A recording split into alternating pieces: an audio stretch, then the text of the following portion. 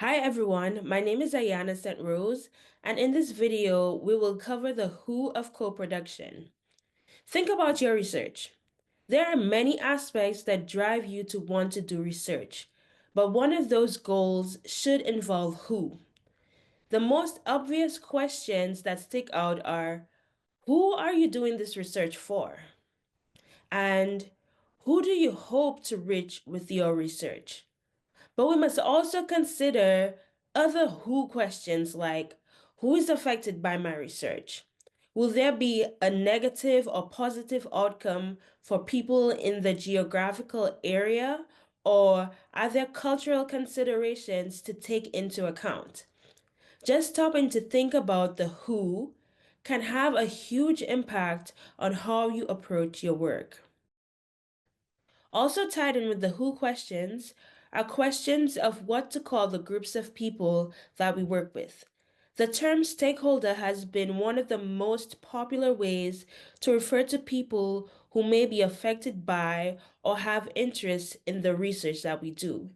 But there has been a push away from this term because of its colonial past and vagueness. We have included a reference to a paper titled Banishing Stakeholders in the description box that explores various origins of the word. Terms like rights holders have been used for indigenous peoples because they are more than stakeholders. They have rights and hold titles to their history, their culture, and their land. And there may be specific consultation requirements and processes for engaging with indigenous peoples in your projects. For a group like the Ecological Forecasting Initiative, EFI, our who are the forecast users and end users. The people that will take the forecast and use the information to make informed decisions. A lot of people are also starting to use the term interest parties, which reflects someone who cares about the outcome of the project and whose input may be important. The Reed and Redmond paper of 2022, listed in the description box, also detail identifying and prioritizing interested and affected groups by interest, influence, and impact. This helps to identify not just the people with the loudest voices, but the people who will be most impacted by the project. Let's take a look at who our collaborators are engaging with. To me, user engagement is reaching out to various people. So that's the eventual user, the intermediate users, the super users, the stakeholders, which are different than users, and trying to get their input as soon as possible to help guide the eventual prediction forecast that you want. After I realized that people were interested in it, like boaters and swimmers, and the actually oystermen or aquaculturalists, that's when I became interested in the engagement. So I would engage, put money into Alliance for Chesapeake Bay so that they had citizen scientists out there. So they actually went out on the bay and they had to put in a jellyfish uh, category such that I could validate these forecasts. Because it was neat, people on the bay could actually see the forecast and bring that into their learning plan. And so users are not just one category, but they're multiple categories, and they each have their own sort of aspects that you have to be concerned with in addressing. One size does not fit all, I guess. There are two somewhat different timelines that you can use when targeting who to involve in your project. First, you could involve them towards the end. For example, you may have a new forecast that is working well that you want to get to users.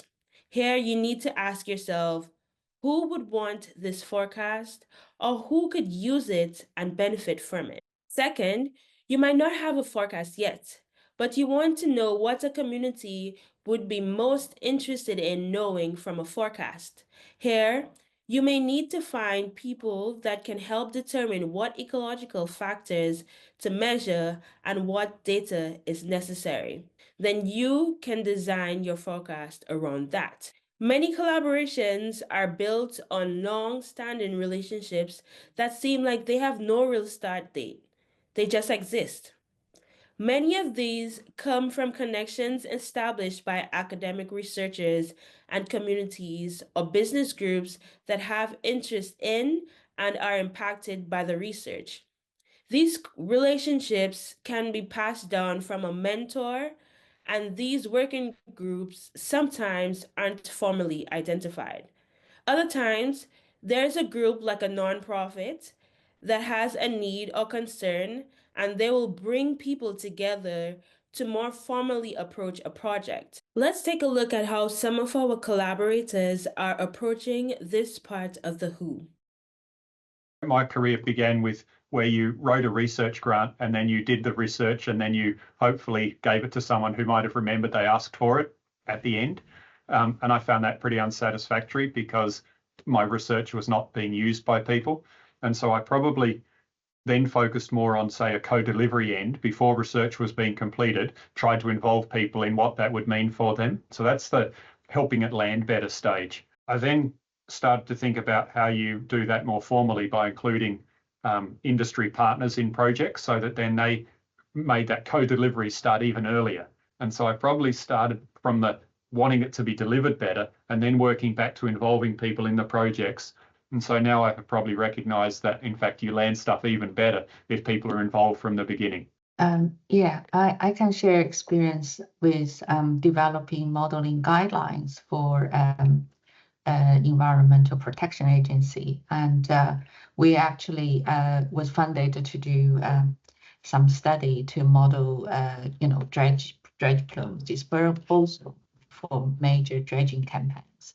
And so we actually realized for our research to be useful, we need the regulators and consultants to be on board with what we have done. So we run workshops with consultants and the regulators and the researchers. And then we actually went to the EPA to ask them whether or not they what kind of format they would like. So they told us they need kind of a best practice modeling guideline that they can use because they don't have expertise to evaluate environmental impact modeling studies, but they want us to provide basically a list that they can be sure the consultants have followed the best practice when they do the modeling, so they can be comfortable that their results were robust and trustworthy. Many times, graduate students or new faculty can struggle to determine how to find interested parties to work with, especially if they were not passed down or included in a network. It's important to realize that these partnerships aren't formed easily and many take several years to establish. For new researchers, pay attention to others who may be interested in the same questions that you are interested in and reach out to them. Cold calling works. Take a chance and ask to schedule a meeting. Join a group with an early career or student section like EFI.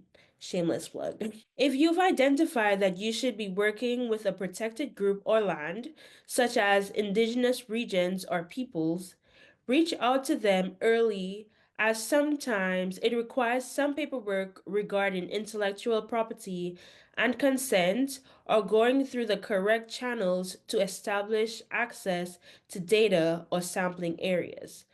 This can involve working with liaison offices with formal processes to request collaboration.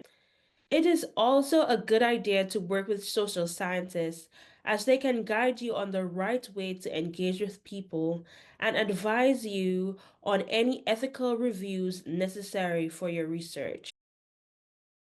The project that I did in Uganda, I worked with the Uganda Red Cross and also the Red Cross Red Crescent Climate Center. The Climate Center was involved or had like a relationship, a kind of internship program with my master's program. I didn't do the internship program for a variety of reasons.